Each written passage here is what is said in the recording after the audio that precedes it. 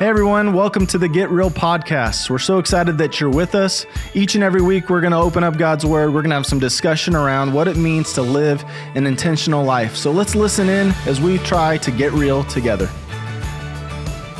Hey everybody, welcome to the Get Real podcast. My name is Amber Guindon and I am the senior pastor at Real Life Ministries, Texas. And we're grateful for you joining us here on our podcast. And I'm here with my podcast partner, friend, Lori Arnold. Hey friends. And we have a special guest today on our podcast, my wife, Amber. And we have been in this series on parenting and parenting our kids through all kinds of different situations. And so if you have missed any of those podcasts, I would encourage you to go back and watch the other episodes. And also if this podcast is encouraging you, helping you, just that you would share it with your friends. This is a podcast that we believe in really getting real about life and the different circumstances as followers, as disciples of Jesus that we come across and what that means played out in real life. And so I don't know of another topic that brings us more to real life than us parenting our children. Yes. And so we've looked at some different topics on parenting our kids in social media, and dealing with those issues, sports, activities, the focus on activity in the world today. And so on this episode, we're actually going to break this into two parts because there's so much to talk about. And what we're going to be looking at is parenting with intentional conversation and what that looks like with our kids at different development stages. And so we're really going to focus in this part of the conversation about or with our kids at kind of that 4 years old, 5-year-old on up to the early teen, preteen, kind of 12-year-old, the elementary years really, and what that looks like. And so that's where we're going to go. And so Lori, maybe I'm going to kick it over to you, kind of any thoughts or things that you would have on this to get us going. Yeah, once again, I am no expert in any of this. I just want to give that little disclaimer, nor have I arrived to any point of great parenting in my life. Just living it out, doing the best that I can. And it helps to have people like you that I can walk alongside with, that Kevin and I both have to go to and ask for prayer, ask for godly advice, see how you navigated something that we're walking through. So It's good to have your people, and I'm thankful for y'all. I'm thankful for you being here too, Amber. I'm so excited. Yeah. Well, what I want to do also kind of start to set the context. So the ages of our kids, we range from 23 to 19 in that development stage. And so we're in that young adult, which by the way, I know we're not talking about this age group yet. Yeah. But no one put in the parenting manual, like for some reason, like we had kind of imagined, right? Like we got to 18 and then like, we're done parenting. Like, yay, we slap high five, they move out, we celebrate, they move on with their lives. And that's not what happened. I think we do more parenting now at some of those ages. Well, it's different, but we're more involved sometimes than we would like to be. More than we thought we'd be. More than we thought we would be. That's probably true. Well, we're going to look at those, and then for Kevin, for Kevin and Lori, the ages of your kids are. We have a 10-year-old, and see, I got to think about these things.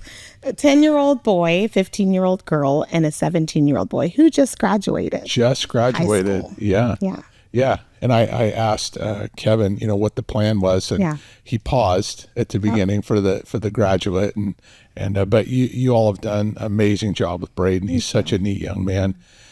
And so let's go there. We're going to talk about this issue now of parenting kids in these early stages, these elementary years, and the conversations that we have. And so, Amber, I'll go to you because I know us raising our kids together, there's some things you're definitely passionate about, and especially during those years with our kids. And so maybe just share a little bit, kind of an answer to this question is, what were some of the places, the spaces that you were intentional when you ask questions, when you intentional conversations with the kids. So let's maybe go to that. What were some of those spaces that you thought were really important and critical? Right. And with our kids, they were spread out a little bit. So I really worked at getting down to twos. It helped a lot more. And fortunately, one space I used a lot was the kitchen. I enjoyed cooking, and I was blessed with two very hungry boys. Yes. And so one of my favorite times was cooking dinner with the boys. They sat on the counter, and I would feed them vegetables while I cooked, and we would talk. We would tell Bible stories. We would sing Bible songs. My kids could tell you what a disciple was and what our definition was of a disciple at 4 years old. And they could tell you we're Matthew 4:19. And I would have them tell me Bible stories and what they learned. And we would just talk about different things and, dance and just make it really, really fun to talk about Jesus. It was just something we did. And so it just was a really fun, sweet time that I got to spend with them. And they were very focused because, you use the things you're given. And I'm telling you, using a little boy's hunger, that kept them really captivated. I'd like to say I was that interesting, but I was not that interesting. The carrot sticks and the cucumbers were the hit. Yeah. That's awesome. That's so great. So then let's let's switch to the girls. I know that even young ages I know especially with Olivia, your times in the car conversation were big things. Or was there another space that you would think of with the girls? The car was really just a sweet space with the girls. Our girls loved sports. And so there was a lot of practices. And so I don't know what it was, but they opened up more in the car than any other space. I don't know if it's because I wasn't looking at them. I was looking at the road. But just ask them how their day was and their friends and, how they were handling situations. A lot of time of how they were handling their siblings. If I ever could get them one-on-one, could do a lot of debriefing on how things were going with each other. But we could just talk openly and just using that space to not. They wanted the radio, but I didn't put the radio on because they stopped talking when the radio went on. So it wasn't very cool, but it was a really great space for us. That's great. I want to pull something out you said because you just naturally do it. It's part of who you are. Is you ask a lot of questions. I know with the boys, even I remember them on the counters, you would ask them questions about kind of processing life. And with the girls, like you said, how are they doing with their siblings? Those kind of things where you would stay curious. It's one of the things we talk about a lot on this podcast is being able to stay curious when we're discipling people. And I know that was a part for you, being able to learn and do it. And I think there's power in that of going, hey, let's turn the radio off. Let's put your cell phones down. Let's shut off social media and actually have a conversation. And I think at these ages, it started as a habit or a practice, a lifestyle, so that when they got into later in the teen years, which can be difficult if we've never had that as a practice, you got to break some bad habits, be consistent, is the kids knew that. So when it was time to have those conversations, you weren't starting new at 16. You had been doing it since we took them to their first t-ball practice or before. Yeah, the kids knew if I was driving, the front seat was filled. And whoever was in the front seat was talking with me. That was the rule. There's no hanging out in the back. Even if their friend was in the car, I was like, who's talking with me? And so I got a couple of their friends a couple times, and I'll not admit they offered my kids back up to the front after that because they weren't just sitting in the car. Yeah, we were having conversations. That's great. Well, Lori, for you guys, what I think, I had the opportunity just yesterday to watch you interact with Zion, and it was just beautiful. A lot of chaos was going on at a graduation party, and you had a lot of responsibilities and all of the things that a mom is doing during a graduation party. But I watched you stop when Zion came to you, and you was genuinely stopped, gave him all of your attention, and I couldn't tell everything, but I noticed like you were asking him a couple questions. Yeah. And so maybe about asking your kids questions at a young age, that staying curious. Any thoughts or things that have been a value or a principle for you and Kevin? Man, I was listening to Amber talk and I'm like, that is so good. Yeah. And because most of the time I was not trying to listen because I wanted them to be quiet. And so I'm being a little convicted right now because I have definitely missed many opportunities, I think, because the chaos can be so overwhelming and loud sometimes. Yeah. So those moments that I do get time in the car, sometimes I want it to be quiet, like Sure. no music, no anything. But I love even them sitting on the counter. Like for one, like you got 5 points for being a cool mom because I'm like, get off the counter. Like, don't put anything on the counter, especially not your bottom. But I love that you made it such a safe place for them relationally to feel that they had part in, for one, what you were doing, but also the safety to have those conversations.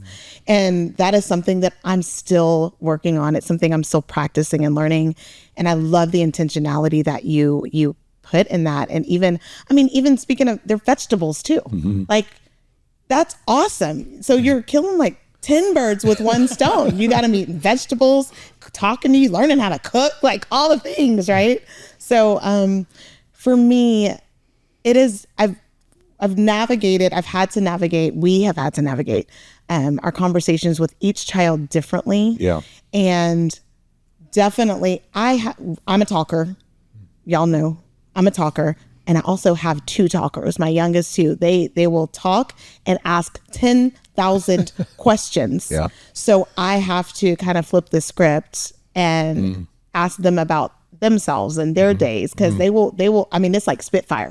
From the minute I walk in the door, it's like, Mom, did you? Mom, did it? Like it's nonstop questions. Yeah. And so we've had to really learn how to stop and be intentional in that space. And I believe that, I don't remember everything because it happened so much, but when Zion came up to me yesterday, when you saw that interaction, I believe I was in the middle of talking with somebody at the time. And so oftentimes I have to be interruptible, and I learned to do this a long time ago. I would hold up one finger just to let the kids know that I heard them or that I see them. And I would just hold it up while I finish the conversation to let them know that I'm still present and I'm going to get to you in just 1 second. Yeah. And then I would turn my attention to them and give them the attention that they need and that they're asking for. Sure. And so, that doesn't always work. They're very persistent. But it has helped to let them know that they're being seen and heard, and also give me the time with whoever I'm talking with. But it's something that, like I said, we're still working on. I'm still working on, in particular, just with asking those questions. And I find that it's often easier for me to do it when they do have friends around. And because I'm curious, I want to know who my kids are hanging with. Right. Yeah. So I'll ask the friends questions about themselves. Right. And then what happens is, after I've talked to, say, one of Braden's friends, after I've talked to him and asked him some questions, it gives more room for conversation later with Braden. Because I'm like, so Braden, remember when we were talking to Adrian about whatever, Yep. And so it's been really, really neat navigating that stuff. But I still got plenty of learning to do. That's great. Yeah. That's great. So Amber, kind of then building off of what Lori was saying, when you're spending the time when they were, again, those elementary years, and you were asking those questions and being curious, like Lori hit on a little bit, like she was being curious about it because she knew that it would open up a conversation later. When you're asking the boys and they're on the counter, or you're in the car with the girls asking those questions, what are you like kind of hoping for? What's the goal? And you're doing that for purpose, and there's an intentionality. And so what's some of that you're hoping to come out of that? Kind of what's the purpose? Right. So one, I would ask them questions so we could process what they were doing. My intention was to process what they were doing. My intention was not to tell them what to do, or I tried to give them fewer instructions. I tried to have them discover where they wanted to go. Sometimes that landed us in, there was some messes. There were several messes because I kind of let them, we stumbled around a little bit, but then we got to come back in those times and be like, well, how do you think that went? Yeah. How do you think if we did that again, what changes might you make? And so we processed a lot of, I don't want to call it failure, but they were little delightful moments. Little mistakes. And so we got to process a lot of that. Really wanted them to figure out, even at an early age, how they could think through. Because I know as they got older, a lot of people were going to be telling them a lot of things. So I wanted them to critically think what they're hearing. So I didn't just want to give them the answer. I wanted to help them discover the answer. That's good. And that sometimes there was more than one right answer. To not get stuck on there's only one answer to the solution. So we often found many answers. Yeah, I remember one time this, she really got me on this. I don't remember what the topic was. It was the boys, they were doing something. I could see the trajectory this wasn't gonna go well. Okay. And so I remember I kind of wanted to shortcut it and tell them what to do. And Amber made this comment, and we've carried it for years.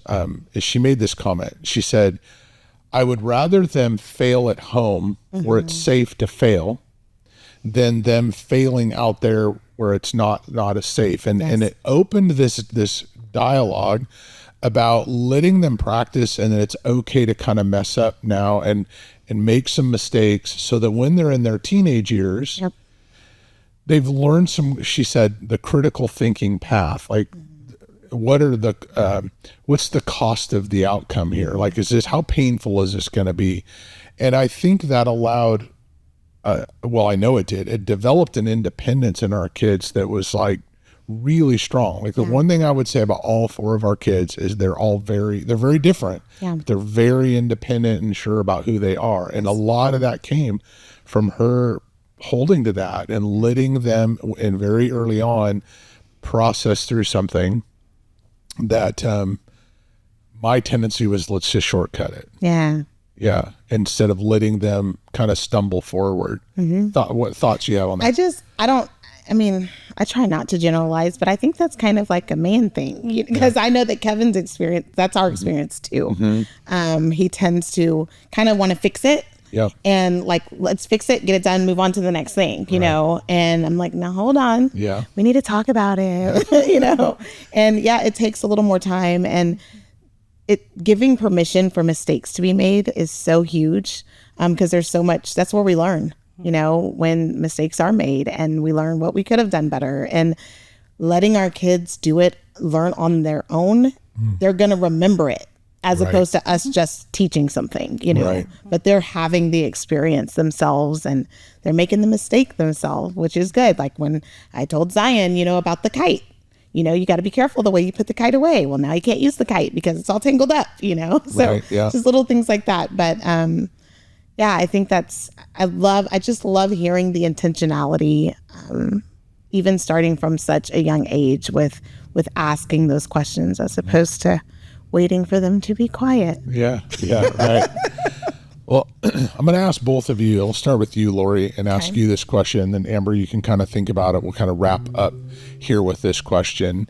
Is when you think about all of this and these different things of asking questions and looking for those intentional opportunities, what would you say maybe to the mom or dad, the single parent, or anybody this is new to them and they feel like starting or trying some of these things are new, maybe it seems so much work, or it's not possible, or maybe a hopeless feeling. What would you say to that parent to give them some hope from this, that they can do it? What's a thought that you would share? I think I don't think it's too late. I don't think it's ever too late. There are things that I do now with our third child that I didn't do with the first child, because I just didn't know any better. I don't think I heard you kind of mentioned what Amber mentioned about them failing while they're in the home. I learned that just a couple years ago from Amber. I remember her saying that, and I applied it to my teenagers with very specific, like we'll talk more about it later, but that's huge to me. So it's never too late. And also just remembering too that if you've got multiples or whatever, everybody's different, just like adults. We're all different, you know, so spend time with them. Just start to spend time. And yes, it's hard sometimes. I don't always want to go for a walk with other people. Like sometimes I want to go for a walk by myself around the lake. Yeah. But those times that I have spent intentionally, like for the purpose of whether it's learning more about where they're at with their faith or just building our relationship, cultivating our relationship, it's proven to be worth it every single time. That's great. That's great. Amber, thoughts you have to that parent? I just think kids are resilient, and especially at that age, they still really want to talk to you. Yeah. And so if you haven't, just start anywhere. Like, they want to tell you about your day. Yes. They want to spend time with you. So just take advantage, and they are so forgiving of our mistakes. Yeah. Like, I was certain I'd wrecked all 4 of them multiple times. Like, oh my gosh, what have I done? Like, they are forgiving, resilient. If you want to engage, just don't be surprised. They'll engage. Story. Yeah. Sometimes I made it harder than it needed to be. They want to be with you. Yes. Yeah, that's great. Yeah. That's great. That's great stuff. Well, I hope out of this, as you're watching or listening to the podcast, being able to take, there's a lot of really great things that you all shared, and appreciate that. And I think that we can make some great applications. And my hope and prayer for everybody that is listening to this, that it's real. We call it Get Real, but this is real life, and that the Lord will help us and walk us through it. And sometimes we need to just start and jump into those conversations. So, well, we will be following up this specific episode with a part 2, and hopefully that you will join us for that as well. Well, God bless you all. Hey, thanks for joining us on the Get Real podcast today. My hope each and every week is that you're able to take the content, apply it to your life, that it becomes more of who you are and less of what you do, and that we live an intentional life together. If you're interested in supporting the work of ministry here at Real Life Texas, we'd like to invite you to do that by going to reallifetexas.org/give and supporting us today.